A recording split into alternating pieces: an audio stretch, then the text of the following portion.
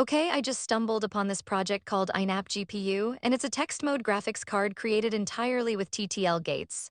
Can you believe that? Wait, what? A graphics card made of TTL gates. That's a wild throwback to the early computing days. What's the resolution on this thing? It runs at VGA resolution, 800x 600 at 60 Hz, but it's monochrome, so it's not exactly high fidelity, right? Monochrome. That's a blast from the past. I mean, how do they even manage to display characters with such limited color? They've optimized it to use up to 255 characters in 4 charsets with a 1 mbit EEPROM. It actually supports some cool characters like Polish letters. That's surprisingly versatile. But wait, the creator even mentions it's a terrible idea. Why build something like this? Right? It's like a badge of honor. They optimized the timer circuitry and improved on an earlier project, but still it's tongue-in-cheek. So it's kind of like a challenge to see how far you can push old tech. That's kind of inspiring in a quirky way.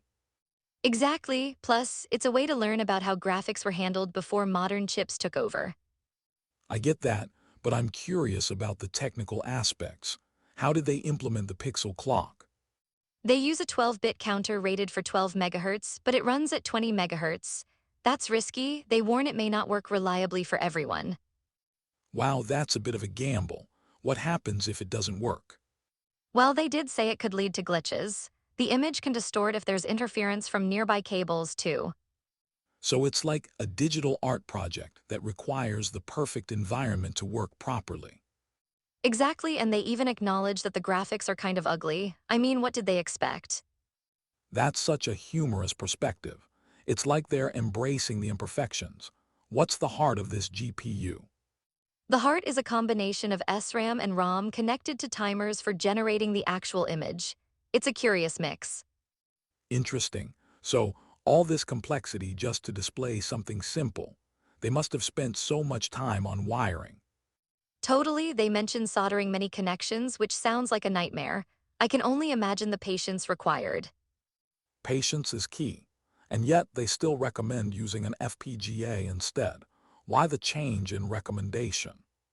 They imply that designing a normal PCB would be easier and more efficient than this crazy setup with TTLs.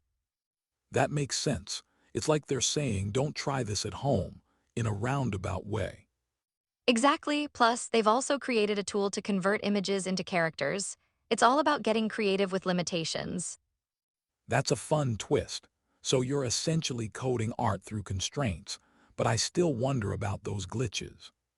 Right? They admit the image glitches while writing. It's just a part of the experience, a charming quirk.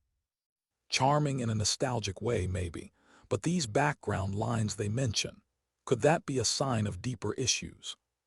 Possibly, they plan to troubleshoot it with an oscilloscope, but it shows how sensitive this setup really is. That sounds like an adventure. So, do you think it's worth the time investment?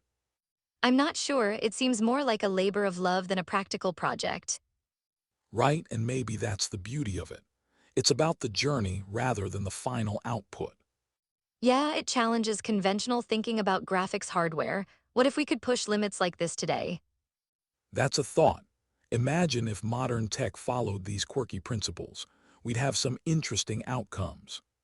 For sure, it's fascinating to think about where creativity meets constraints. What else could we innovate? Exactly. This whole discussion makes me wonder what other unconventional methods could inspire future tech. And it leaves me thinking, what if we embraced imperfections in our current technology? That's a great question. It makes me curious about how embracing the flaws could lead to new breakthroughs. So maybe the takeaway is that the journey of creating can be just as valuable as the end result. Absolutely. And in tech, as in life, sometimes the quirky paths lead to the most interesting destinations.